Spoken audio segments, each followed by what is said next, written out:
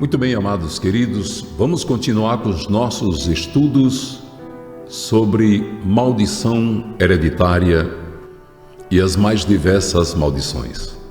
Temos aprendido muito, graças a Deus, louvamos o nome de Jesus Cristo por isso. Queridos, o poder transformador da libertação é uma realidade experimentada por muitos cristãos ao redor do mundo. Testemunhos de libertação servem como encorajamento e inspiração, mostrando que Deus continua a operar milagres e trazer libertação completa para aqueles que buscam a sua ajuda. Aqui nós temos muitas coisas a explorar, casos reais de libertação de maldições hereditárias e opressões espirituais, analisando como o processo de libertação ocorreu e os resultados na vida de muitas pessoas.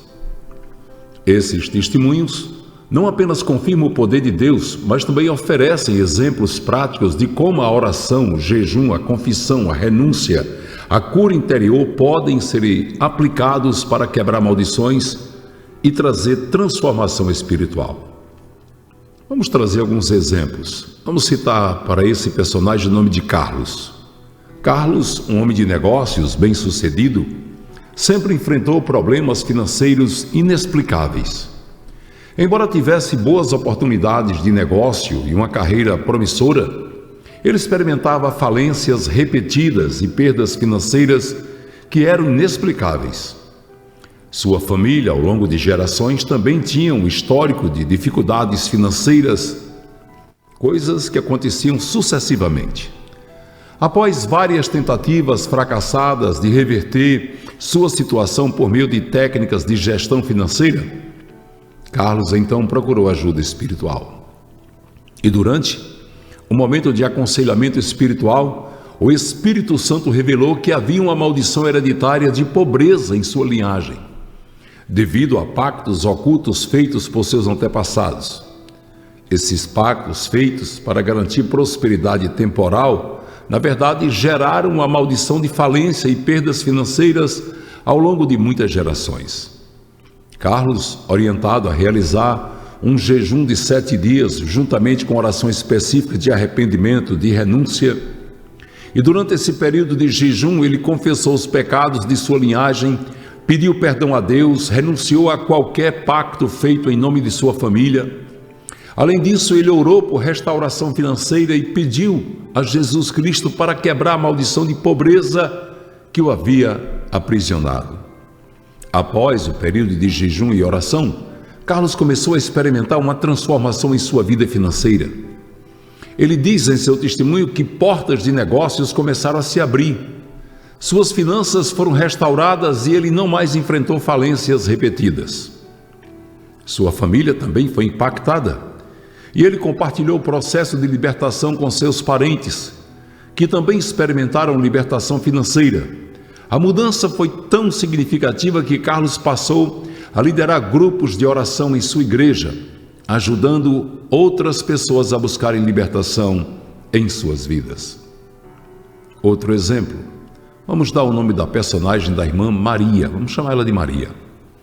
Maria era uma mulher cristã, dedicada, religiosa, devota, mas sofria de doenças crônicas desde a sua infância.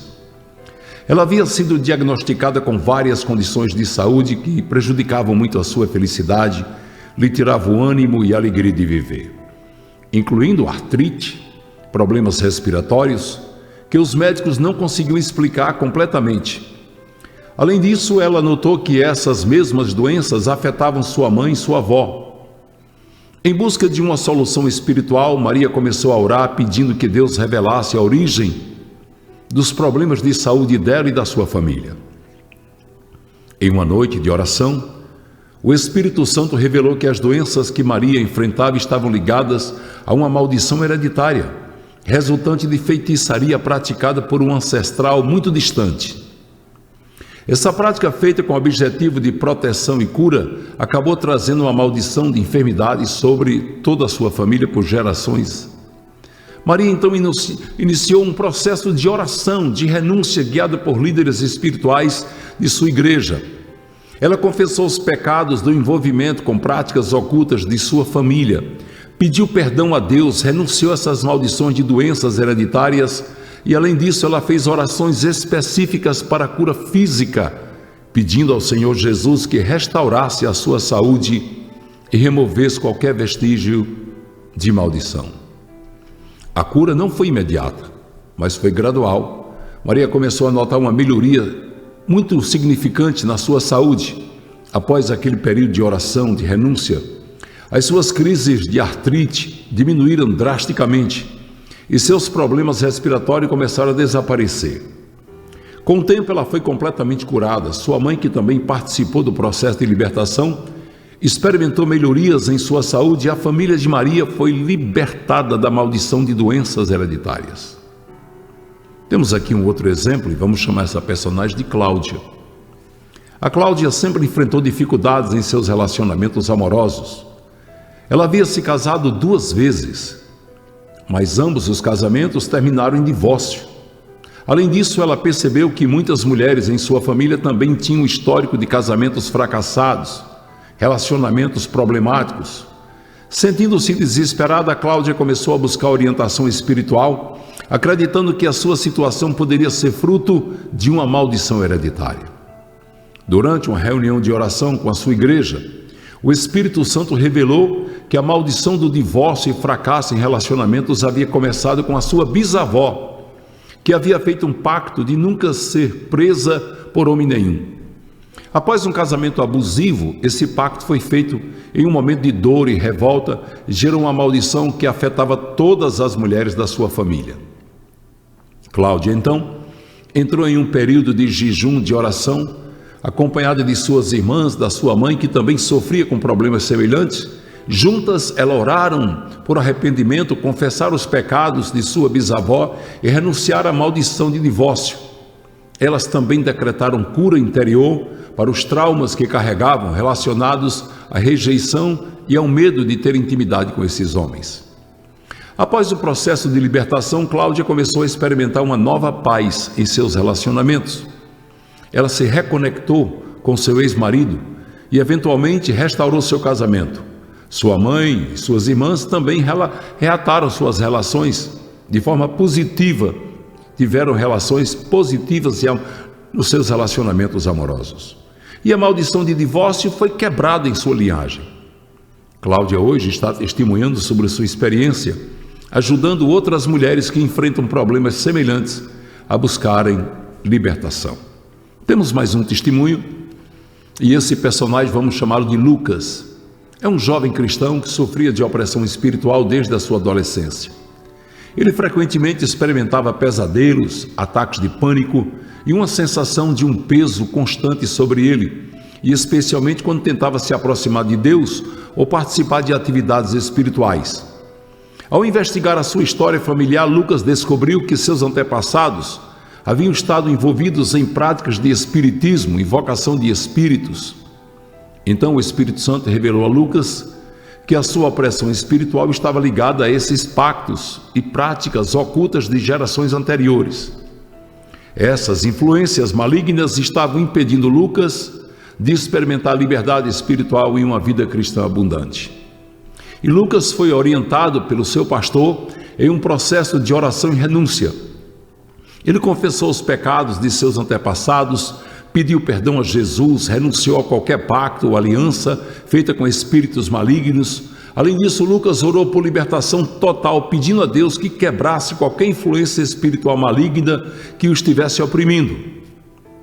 Após o período de oração e renúncia, Lucas experimentou uma libertação que ele nunca tinha vivido antes.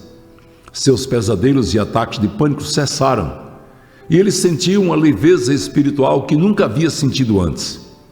Ele foi capaz de envolver uma atividade espiritual com mais liberdade e alegria, sem a sensação de opressão que o havia acompanhado por tanto tempo.